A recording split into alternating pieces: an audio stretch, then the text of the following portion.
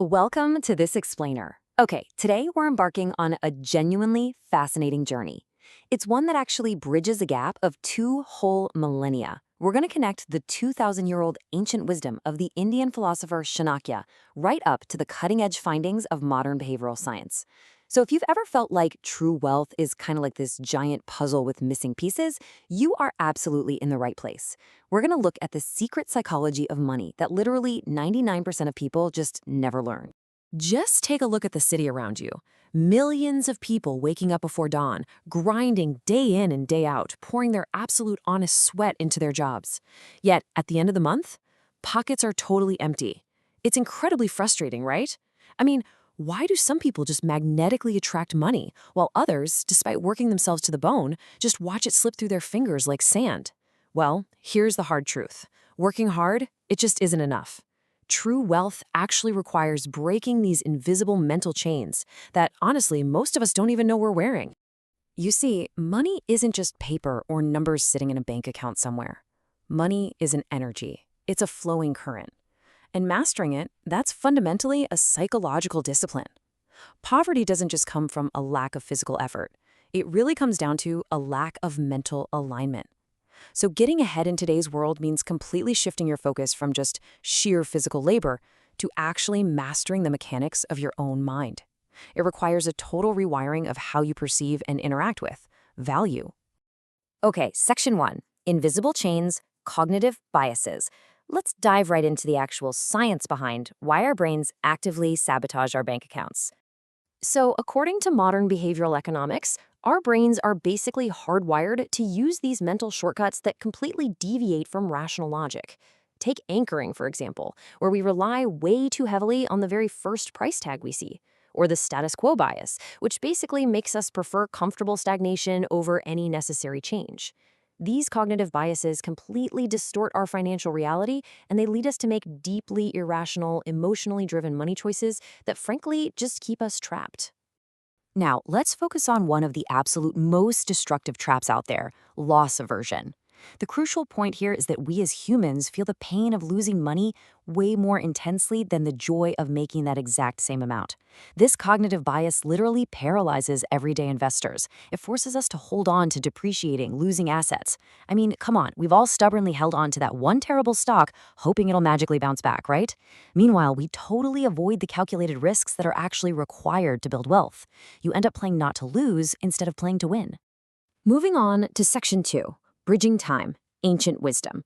To see how all this builds into something even more profound, we're traveling back over 2,000 years to ancient India, specifically to the teachings of Chanakya in the Artha Shastra.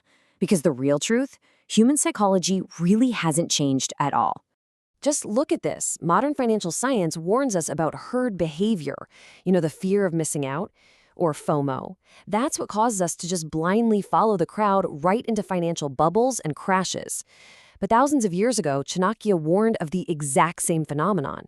He taught that those who run blindly behind money become its slave, but those who understand its rules become its master. The vocabulary might have changed, but man, that invisible chain is exactly the same. Chanakya taught this invisible wealth principle, and it's based on an absolute alignment of three key things. Step 1, mindset. You have to first completely purge your mind of the fear of poverty. Step 2, speech. You've got to stop speaking words of lack. Saying things like, I can't afford this, literally programs your reality. And step 3, action. Your actions must align with value creation, not desperation. So when your thoughts, your words, and your actions are all synchronized away from fear and toward purposeful value, wealth just naturally flows to you. Section 3, Financial Dharma, the ethics of economics. You can think of this as the actual ethics of economics. Wealth is not some stagnant pond. It's a flowing energy that demands balance, stewardship, and real accountability. So, financial dharma rests on 4 absolute pillars. First up, the purity of the source. Money earned unethically just brings chaos. It never lasts. Second, the distribution of funds. Wealth absolutely must flow into investments, charity, and growth. Hoarding it just makes it stagnate and rot. Third, unwavering humility. The exact moment you let money feed your ego, it starts to leave you. And finally, fourth, ethical actions. You literally have to create genuine value for others. If you break these rules, well, you break the flow. And this brilliantly illustrates exactly what happens when you lose that third pillar of humility. Modern science calls it overconfidence bias.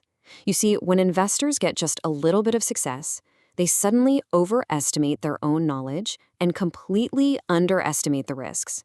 They start trading excessively. They stop analyzing, and they let pure arrogance drive their decisions. Chanakya warned that losing humility destroys wealth. And as you can see, today's data proves him entirely right. Right. Section 4, the power of silence to protect your wealth. Now, we're going to shift gears a bit into the most secretive, protective, and arguably the most absolutely crucial rule for actually keeping the wealth you built. Let's talk about the immense power of silence. We live in an era of just constant performance, don't we? Every single time you scroll through your phone, you see people broadcasting their meals, their vacations, their new purchases, and all their big future plans. This is the validation trap. That modern urge to overshare on social media is just a desperate hunger for approval. But here's the catch. Every time you seek validation, you invite sabotage. You drain your own drive, and you practically invite the envy and interference of a world that, quite frankly, often feeds on failure. Now, Chanakya was ruthlessly practical about this. If you really want to succeed, there are 6 things you must never, ever tell anyone. Ready? 1. Your next move or business idea. Keep it completely hidden until it's reality. 2. Your actual income. That only breeds unrealistic expectations or worse, jealousy. 3. Your financial and investment plans. 4. Your personal weaknesses. Because trust me, the world will use them as weapons against you. 5. Your family struggles and internal conflicts. And 6. Your enmities, or basically who you despise. Protect your journey, guys. Share your success only when the results are absolutely undeniable. Just let this ancient quote sink in for a second. He who reveals all his plans never succeeds. Keep your goals a secret. True power doesn't shout. True power works in the shadows. It is disciplined, it's quiet, and it lets the results make all the noise. When you work in total silence, you maintain all of your psychological energy and you focus it exactly where it needs to be, right on execution. Okay, final section, section 5, ultimate mindset, synthesize and build.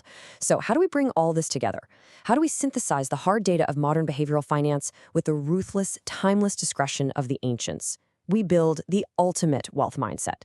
It really all comes down to this one simple formula. Silence your words, focus your actions, build your wealth. You have to embrace the solitary, deeply disciplined path of the focused investor. You must actively recognize your own cognitive biases, like that loss aversion and overconfidence we talked about, and just shut them down. You must align your mindset, your speech, and your action. And above absolutely everything else, you have to practice the discipline of silence. Refuse to trade your long-term empire for cheap, short-term social media validation. It is officially time to take control of the energy of money. It's time to stop constantly running behind it and start pulling it right toward you through discipline and psychological mastery. So, I want to leave you with this one provocative question to carry with you today. What will you choose to keep secret tomorrow? Thank you so much for joining me for this explainer, and I'll see you next time.